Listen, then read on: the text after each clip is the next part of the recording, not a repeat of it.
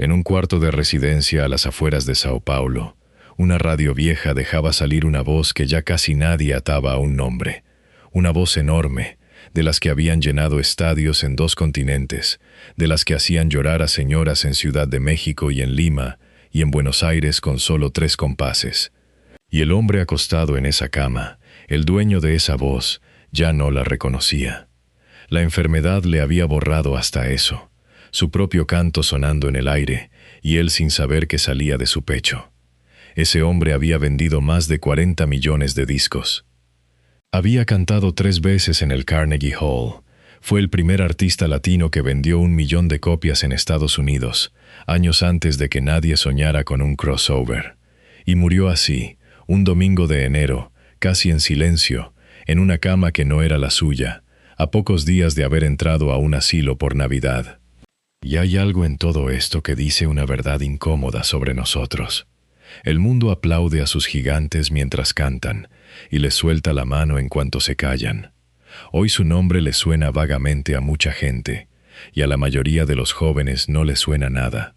Sin embargo, durante 15 años, fue una de las voces más escuchadas del idioma español.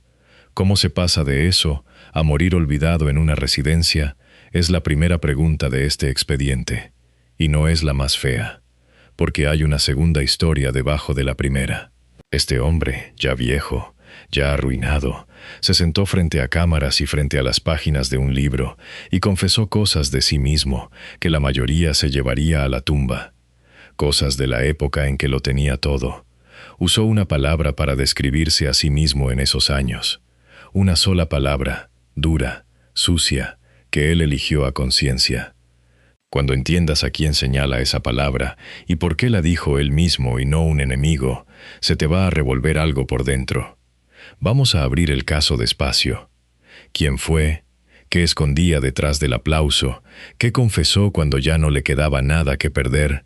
¿Y por qué el final que tuvo parece escrito por alguien con un sentido del humor muy cruel? Empecemos por la escena que lo explica casi todo, porque el contraste entre ese cuarto de asilo y esta imagen es el corazón de la historia. Nueva York, principios de los años 70. El Carnegie Hall lleno. En el escenario aparece un hombre y el murmullo del público cambia de tono, porque lo que ven no cuadra con la voz que traían en la cabeza. El hombre mide 1 metro con 12 centímetros. Camina hasta el micrófono, que han bajado hasta casi tocar el suelo, y cuando abre la boca, la sala entera se cae de espaldas.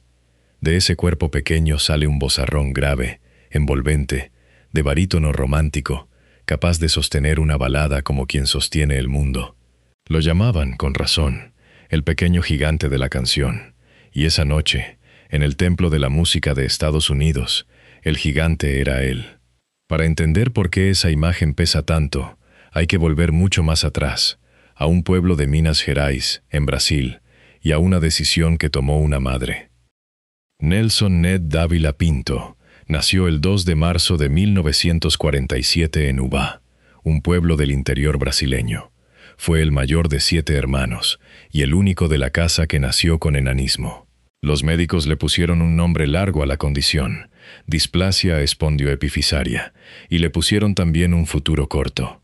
Nunca pasaría del 1,5 metros de estatura, y con los años llegarían la artritis, la sordera, el desprendimiento de retina, un pronóstico de encierro. Su madre eligió lo contrario. Contó que ella no quería fabricarle a su hijo un mundo artificial, de algodones, aparte de los demás. Quería un hijo para el mundo, no un mundo de mentira para el hijo. Así que lo crió igual que a los otros 6, sin esconderlo, sin protegerlo de más, empujándolo a la calle y a la vida como a cualquiera. Y el niño resultó tener un don que no cabía en su cuerpo. A los 5 años ya lo llevaban a audiciones de radio. A los 14 debutó en la televisión de Belo Horizonte, y a los 16 pasó algo que suena a broma del destino. Le dieron su propio programa, y el programa se llamaba, textual, Gente, el tamaño no importa. Un adolescente de 1,5 metros presentando, ante todo Brasil, un show cuyo título respondía por adelantado a la única pregunta que la gente se hacía al verlo. Esa frase, el tamaño no importa, Va a volver muchos años después, y va a volver con una crueldad que él nunca vio venir. De la radio saltó a los discos.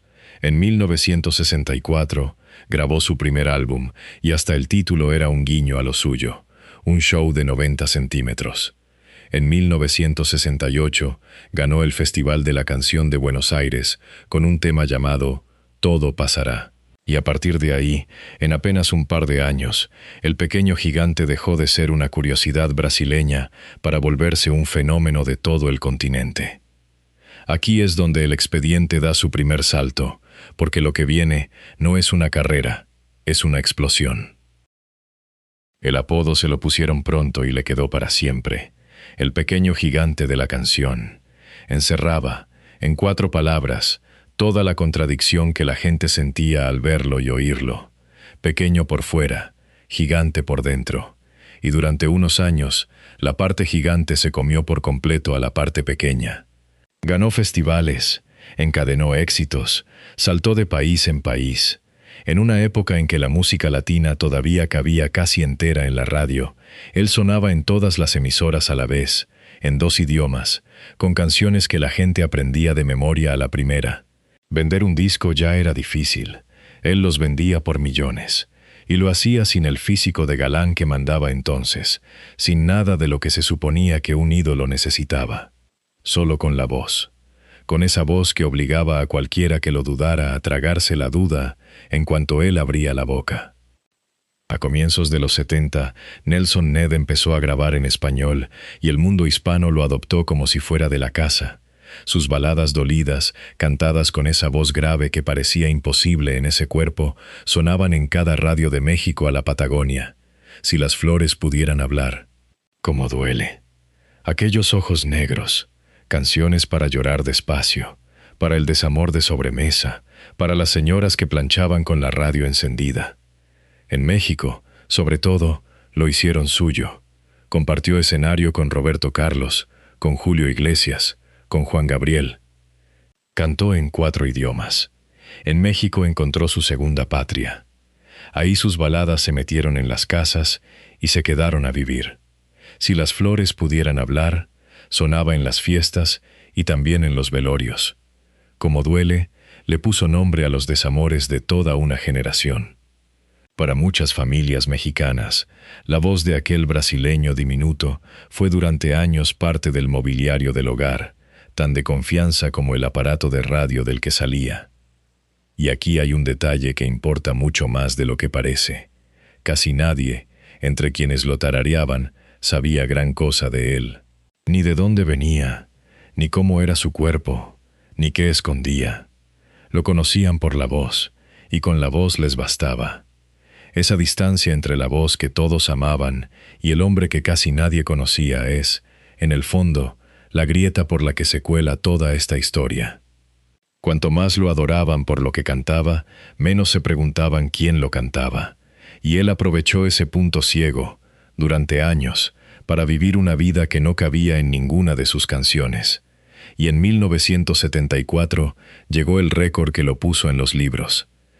Con una canción titulada Happy Birthday, My Darling, una felicitación de cumpleaños convertida en balada, Nelson Ned se transformó en el primer artista latino que vendió 1 millón de discos en Estados Unidos. Un brasileño de talla baja, cantando en inglés y en español, rompiendo el mercado norteamericano décadas antes de que esa palabra de moda, crossover, existiera siquiera. Carnegie Hall, 3 veces.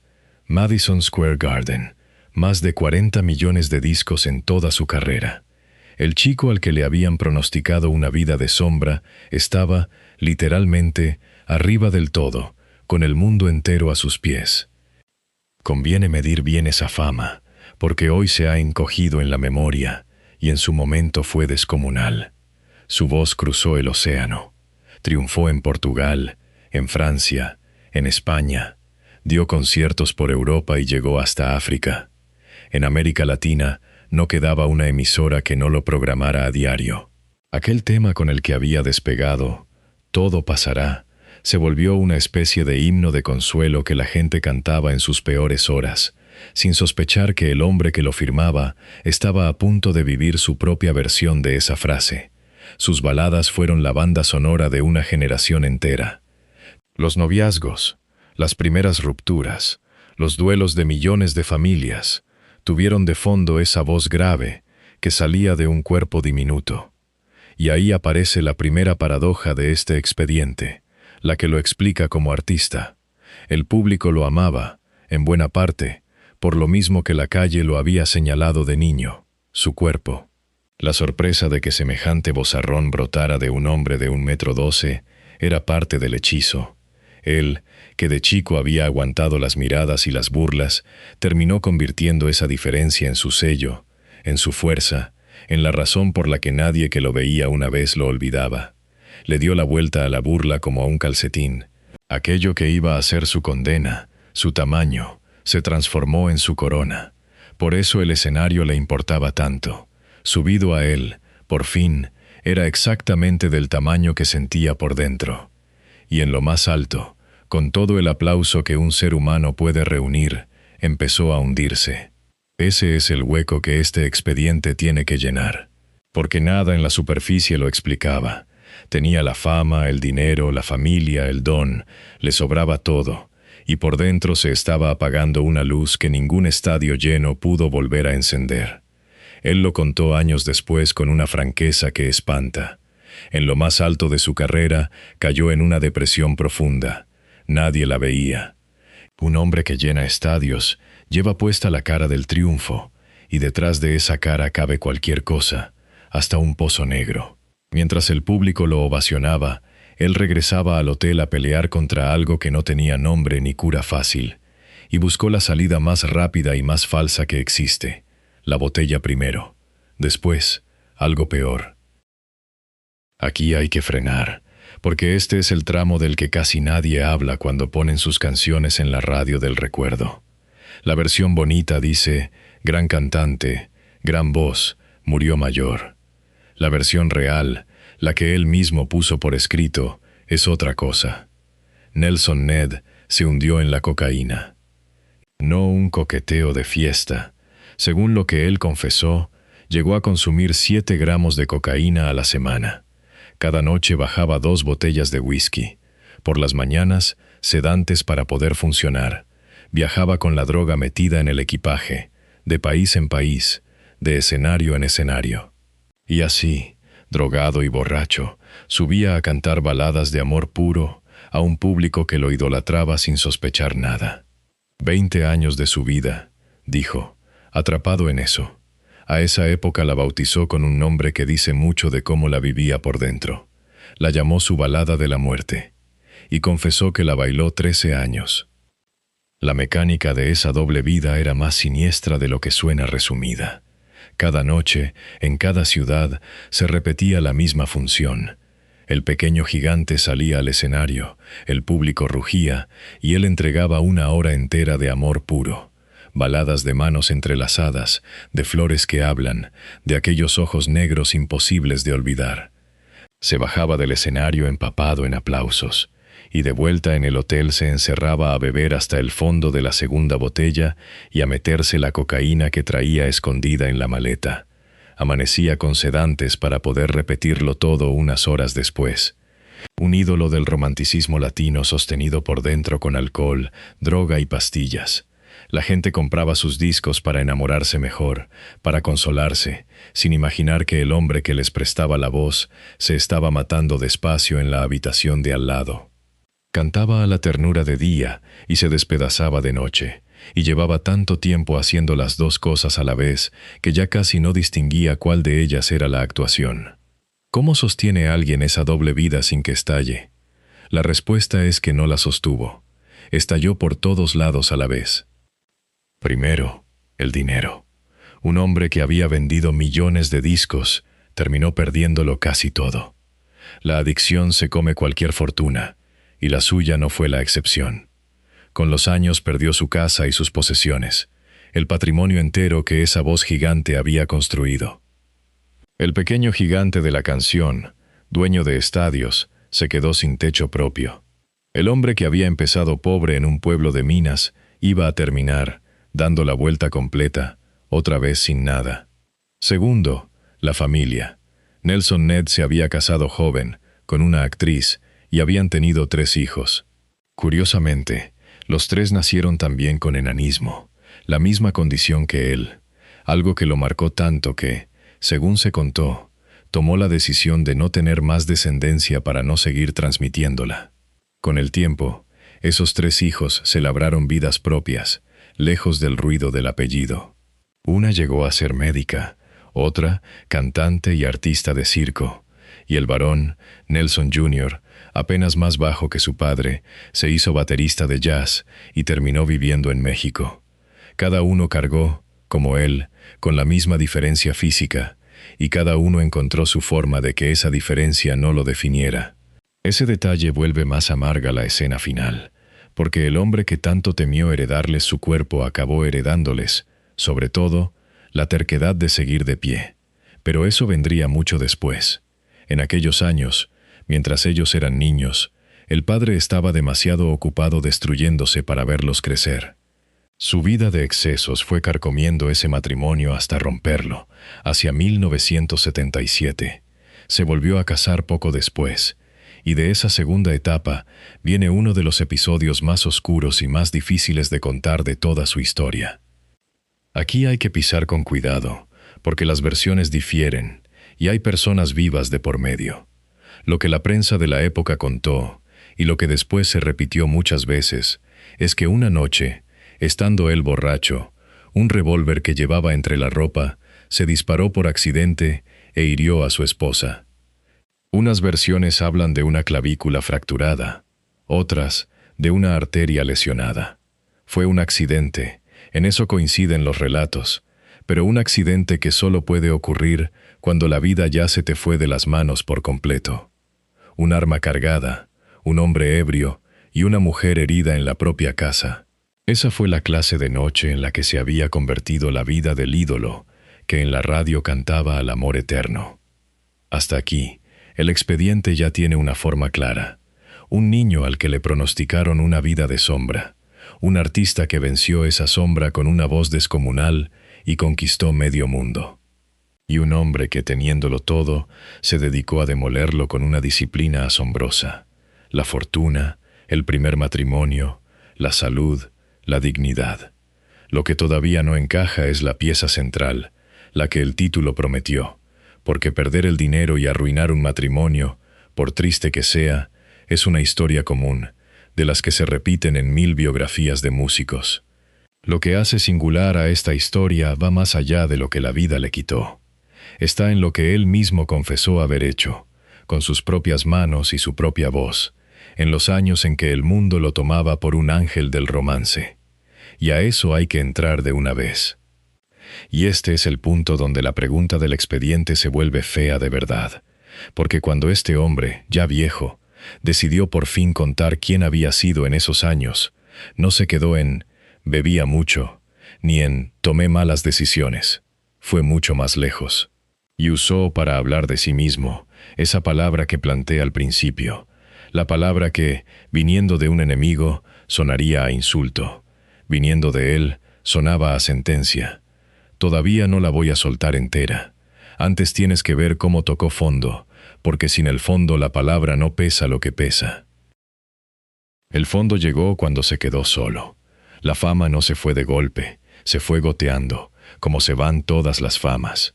Los discos vendían menos, los teatros se hacían más chicos, y un artista arruinado, adicto y difícil de manejar, deja de ser un buen negocio para todos los que antes vivían de él.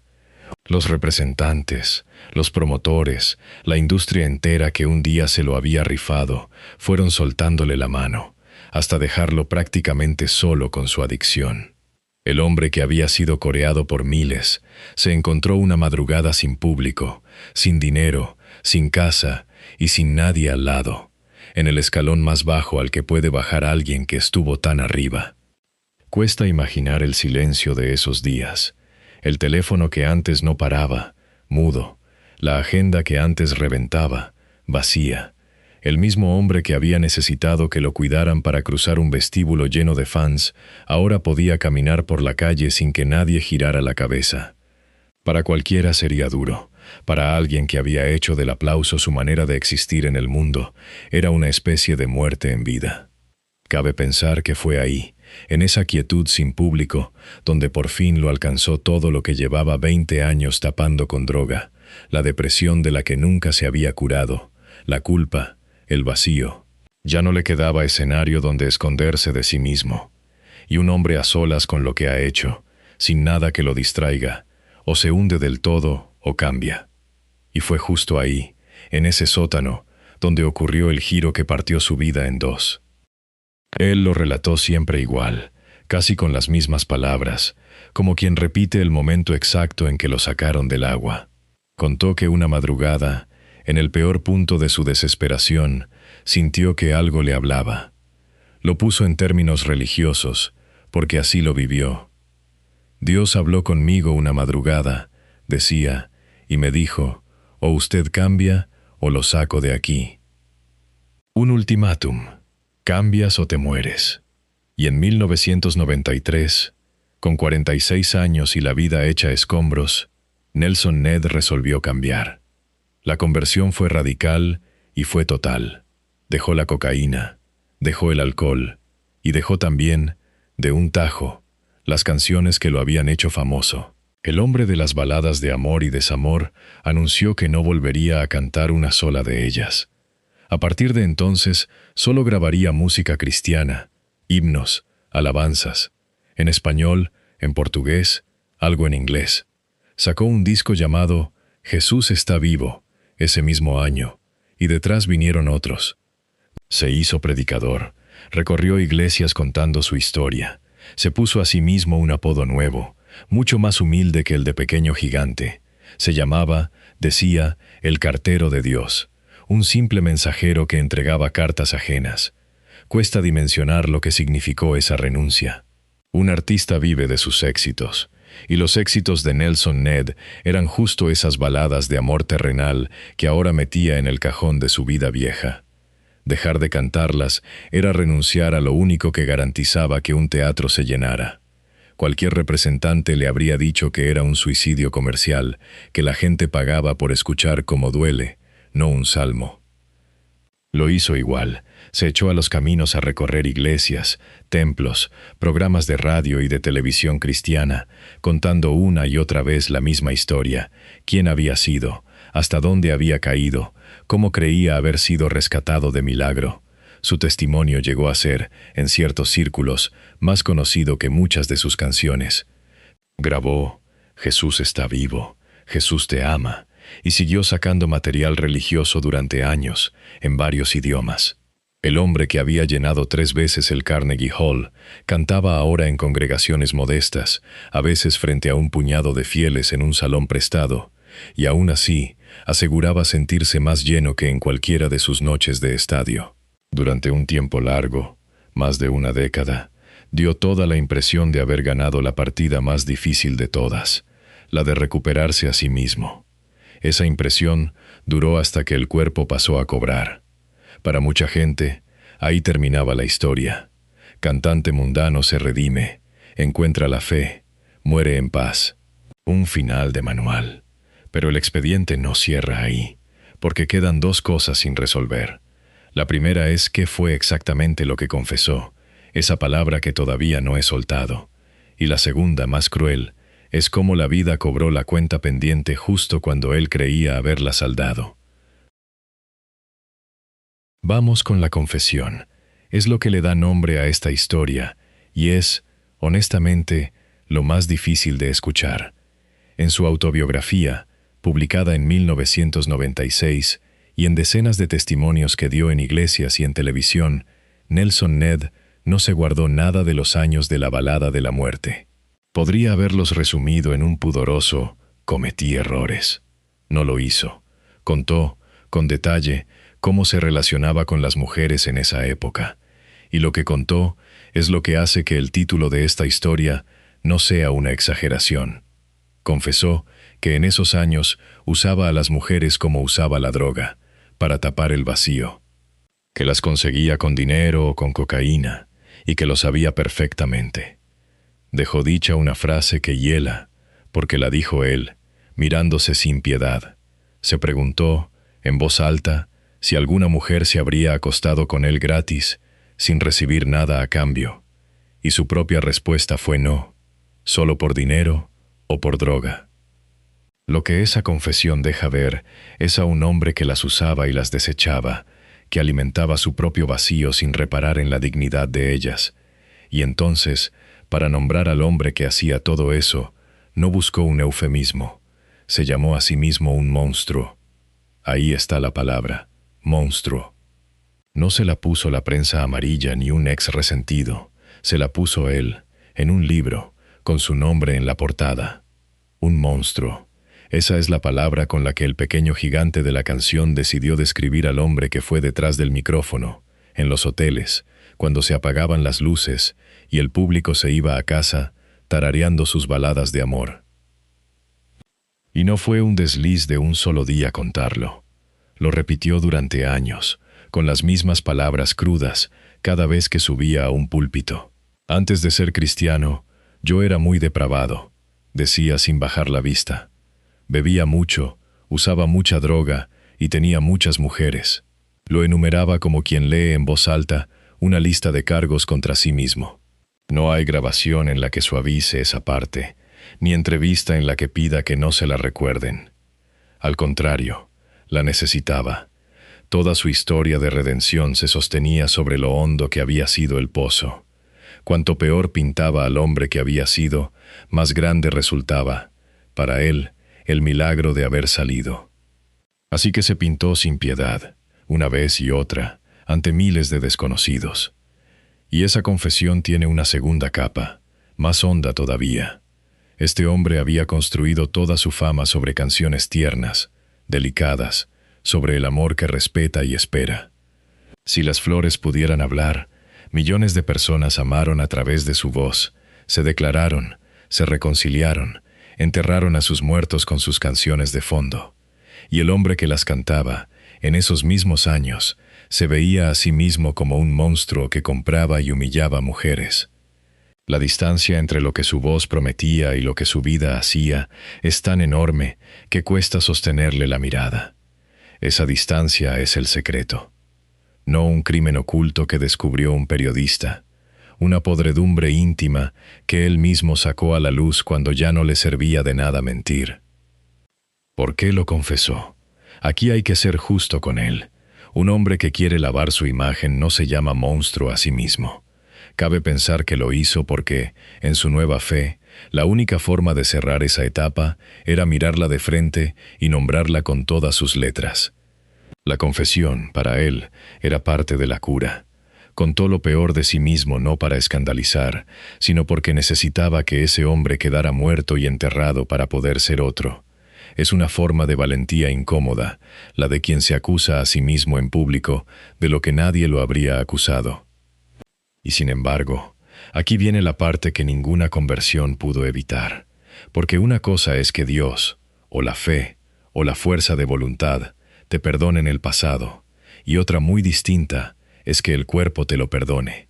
El cuerpo lleva su propia contabilidad y no sabe de arrepentimientos. En 2003, 10 años después de su conversión, cuando llevaba una década limpio y dedicado a cantarle a Dios, a Nelson Ned le llegó la factura. Un derrame cerebral lo tumbó. Estuvo 7 meses postrado en una cama, sin poder moverse. La vista del ojo derecho se le fue apagando poco a poco hasta que la perdió del todo.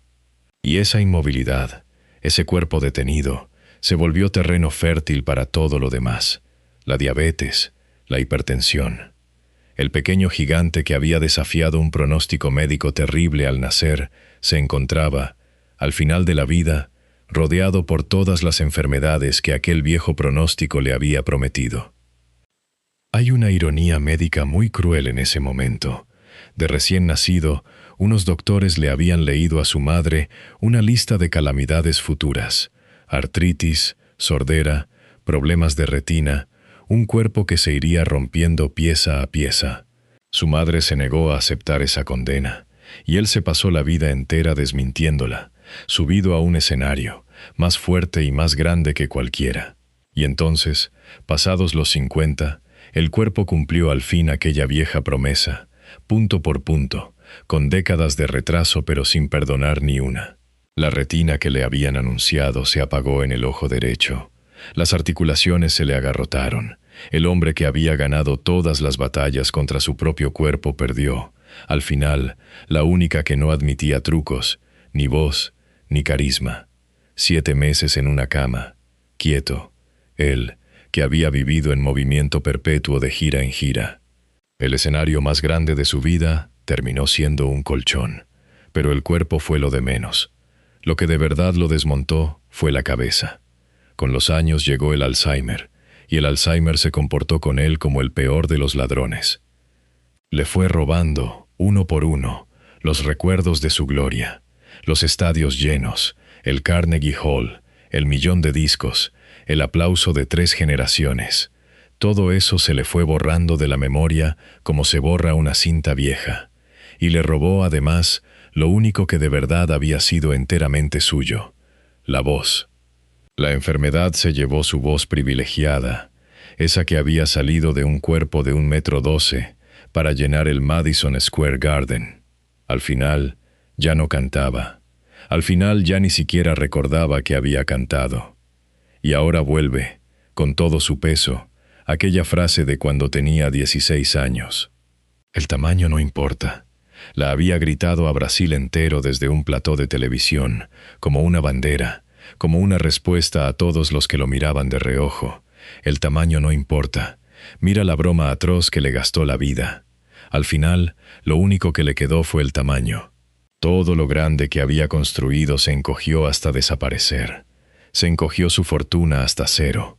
Se encogió su fama hasta el olvido. Se encogió su memoria hasta el vacío. Se encogió su voz hasta el silencio. Y se encogió su mundo hasta caber en la habitación de un asilo. Al hombre que juró que el tamaño no importaba, la vida le fue quitando todo lo demás para dejarle, precisamente, solo el tamaño. Entre aquella factura del cuerpo y el final pasaron años, y fueron años de una desaparición lenta. Nelson Ned se movía ya en silla de ruedas, salía poco, grababa poco.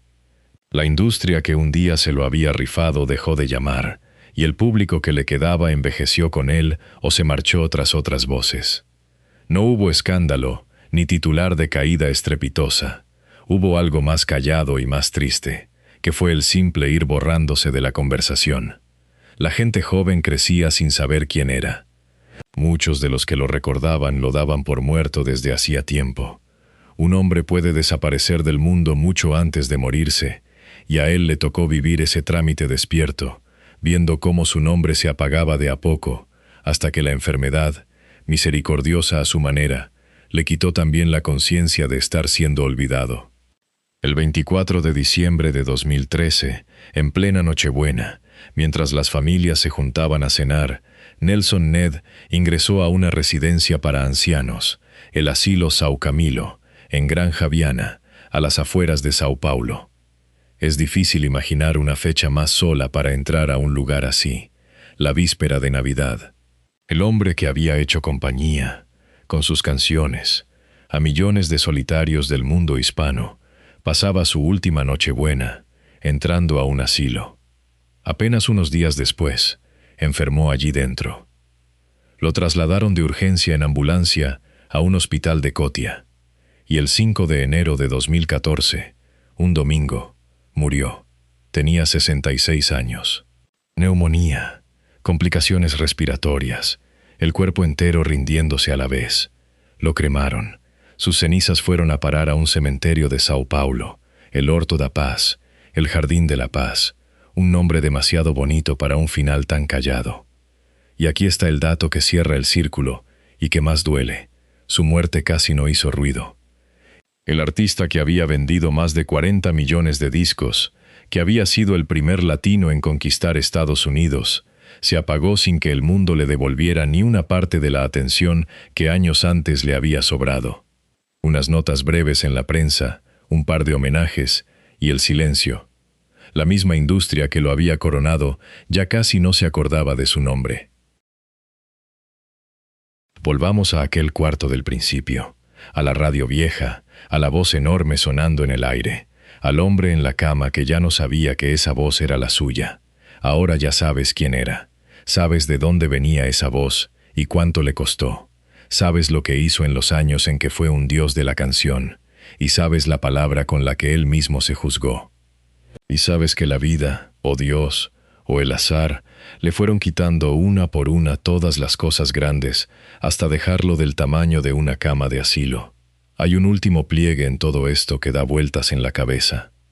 Este hombre se había puesto a sí mismo un nombre para su segunda vida, el cartero de Dios. El que reparte cartas de otro, el que lleva de puerta en puerta un mensaje que no es suyo. Pensó, quizá, que ese sería su papel hasta el final, entregar consuelo a los demás. Y la vida le reservó justo lo contrario para la despedida. El cartero terminó siendo el hombre al que ya nadie le tocaba la puerta. El que había repartido esperanza casa por casa se quedó esperando, en un cuarto de residencia, una visita que llegara. Quien le hizo compañía a millones de solitarios a través de una bocina, murió necesitando esa misma compañía, y sin apenas recibirla. Cuesta no preguntarse una cosa al mirar ese cuarto. Este hombre confesó lo peor de sí mismo cuando ya nadie se lo pedía. Se llamó monstruo en un libro, se arrepintió en voz alta, cambió de vida por completo, le cantó a Dios durante 20 años. Hizo todo lo que se supone que hay que hacer para redimirse. Y aún así, el final que le tocó fue la soledad, el olvido y una enfermedad que le borró hasta el nombre. Entonces, ¿de qué sirvió la confesión? ¿Redimirse le devolvió algo, o solo le sirvió para morir en paz consigo mismo mientras el mundo lo dejaba caer igual? Ahí te dejo la pregunta, sin respuesta, porque no la tengo. Cada quien la contesta con su propia idea de lo que es la justicia. Solo sé que ese cuarto, esa radio y esa voz que él ya no reconocía, son la imagen más honesta que existe de lo que le pasa a un ídolo cuando el mundo deja de escucharlo. Lo aplauden mientras su voz llena el aire, y cuando esa voz se calla, se quedan con la canción y lo dejan a él en el olvido. Y si algo de esta historia te removió, quédate un momento más, porque hay otra que late en el mismo lugar, la de un grupo que le cantó al amor durante años, que llenó plazas enteras, que fue el orgullo de toda una región, y que también escondía, detrás del aplauso y de las luces del escenario, una herida que terminó partiéndolo por dentro. Otro caso de gente que el público adoró sin saber lo que se rompía a sus espaldas. Otro telón que cayó dejando ver lo que de verdad quedaba cuando se apagaba la fama. Esa historia empieza justo donde termina esta.